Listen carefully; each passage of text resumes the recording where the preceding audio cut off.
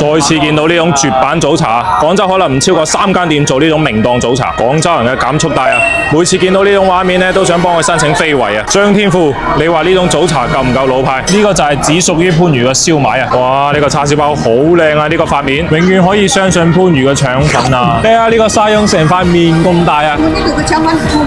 全部都好食。果然話廣州個早茶專治早起啊！今期嘅景幾靚，我哋今期咧有少少超光，距離呢個大學城咧係偏少少，但係呢間店咧我係實在太想影啦，因為佢係名檔式嘅早茶，係好少有嘅已經。我哋埋位，再次見到呢種絕版早茶，呢個物價真係感人啊！最平都係5蚊，最貴都係22蚊，早茶嘅至高標準啊！哇，廣州人嘅減速帶啊！有咩推薦姐姐？有咩當地特色口味？係咪菊花燒賣呢個？係菊花燒賣蝦餃，嗰個係咩嚟㗎？姐姐係豬肉丸呢個金錢草。嗰個係咩豬肉丸話？蟲草花豬肉丸，要多個金錢肚蝦燒包，幾大經典啊！蝦蓉有冇啊？你哋有3種。哇，呢個好靚啊！呢個發得天鵝酥有冇啊？蘿蔔酥有呢個。哦，蘿蔔酥啊，又係經典老派啊！呢個蘿蔔酥，呢個新造番薯餅。哦，新造大番薯，咁啊番薯餅嚟新造唔食呢個番薯餅，等於冇嚟過新造。係咁啦。咩腸粉好食？我呢度嘅腸粉全部都好食。全部都好食，瘦肉腸咁就。魚生啊，早茶係食魚生啊，下次一定。哇，老派早茶啊，太有食慾啦！又係拳頭咁大 size 嘅沙翁啊，太有食慾啦！呢個金錢肚腸粉佬肯定先食腸粉啦，真係永遠可以相信番禺嘅呢個腸粉啊。不過佢豉油咧就少一啲，好似狂飆食腸粉咁啊！你睇下，大有食慾啊！呢度腸粉嘅花生油係我食過番禺腸粉裏面花生油最香最濃味嘅。哇，佢個豉油咧就係甜一下，跟住一鹹到底，係有切換感嘅喎呢個。但係嗰啲腸粉咧應該係加燉麵加得多嗰啲，所以佢食起身咧係好有咬口嗰種感覺啊！哇，但係呢度個花生油真係好勁啊！同埋你睇下嗰啲肉片太有好感啦吧！嚟呢度啊，真係必點呢個腸粉啊！食一啖呢個腸粉真係成個人醒晒啊！試下佢哋個餡磅先，呢個蝦餃太有食慾啦！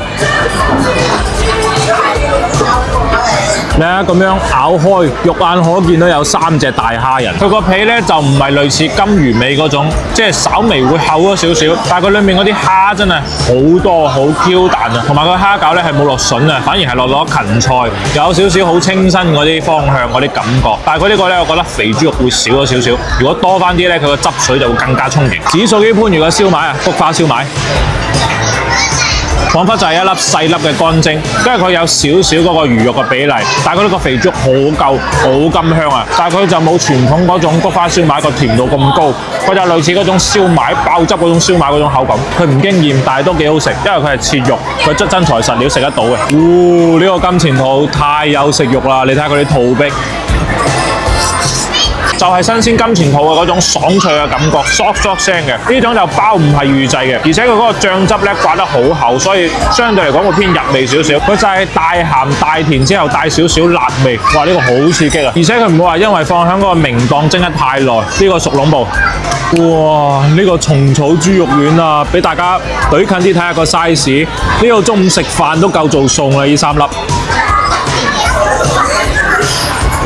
佢就係嗰啲好家庭式嘅蟲草蒸肉餅嗰種感覺，即係好和味，即係鹹甜味都好啱，好想送飯啊！屌，我好中意佢哋呢度個叉燒包咧，佢唔似嗰啲燒烤組嗰啲形狀啊，就係嗰啲面咧自然發面嗰種感覺啊！佢好鬆口啊！佢就係傳統嗰種叉燒包嗰種味，就係大鹹大甜嗰種感覺啊！但係佢啲肉咧切到就好似唔係指甲肉咁，類似係肉絲嗰啲一絲絲嗰啲感覺，都好食。但係經典蘿蔔酥啊，太有回憶啦呢個！哇！啲蘿蔔識拉絲嘅，好酥啊！而且睇佢啲蘿蔔啲形狀咧都係不規則嘅，應該係手剁唔係機剁嘅。個胡椒味好香啊，喺個嘴度散開嘅。佢呢啲應該就唔係攞破壁機嚟磨嘅，所以個香味咧 keep 得仲係比較足嘅。新造係咩特色啊？就係大番薯啊！嚟呢度唔食番薯餅，等於冇嚟過新造。標準嘅1點紅番薯啊！呢隻番薯咧就係甜度特別足，但係番薯味咧就唔係特別足。同埋我覺得呢個咧佢個糯米粉相對會多咗少少，會好黐牙，而且佢落油咧都落多咗。我覺得呢個麻麻地。睇下呢個沙翁成塊面咁大啊！佢哋個沙翁先11蚊2個，即係圍到5個半1個啊！呢樣嘢咧都叫冰花蛋球啊！食得出係冇落伊士嗰種口感，佢唔會話發得好蓬鬆嗰種，佢就偏自然嗰啲口感。佢裏面嘅蛋香味都好足啊，啲甜度唔會太流，係我中意嘅沙翁類型。邊食呢個沙翁，一邊整翻呢杯茶，慢慢嘆佢，慢慢浸佢。